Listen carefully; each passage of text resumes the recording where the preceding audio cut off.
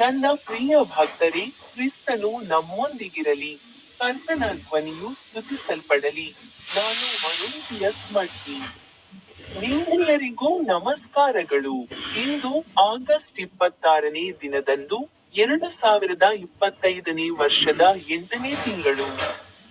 ಜಾರ್ಖಂಡ್ ರಾಜ್ಯದ ಪಲಾಮು ಜಿಲ್ಲೆಯ ಕುಂದ್ಪಾನಿ ಗ್ರಾಮದ 17ನೇ ದಿನದಂದು, ಒಣಗಿದ ದಟ್ಟವಾದ ಮರಗಳ ಬಳಿಯ ಮರದ ಮುಂದೆ ನಾನು ದೂರದ ತೀರ್ಥಯಾತ್ರೆಗೆ ಸೇರಿಕೊಂಡಿದ್ದೇನೆ.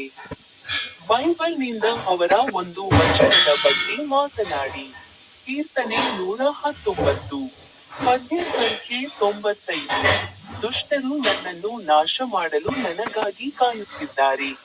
ಆದರೆ ನಾನು ನಿಮ್ಮ ಸಾಕ್ಷ್ಯಗಳಿಗೆ ಗಮನ ಕೊಡುತ್ತೇನೆ. ನಿಮ್ಮೆಲ್ಲರಿಗೂ ನಮಸ್ಕಾರಗಳು. ಈಗ ನನ್ನ ಯೂಟ್ಯೂಬ್ ಚಾನೆಲ್ನ ಕುಟುಕು ಬಟನ್ ಅನ್ನು ಕ್ಲಿಕ್ ಮಾಡಲು ಮರೆಯಬೇಡಿ.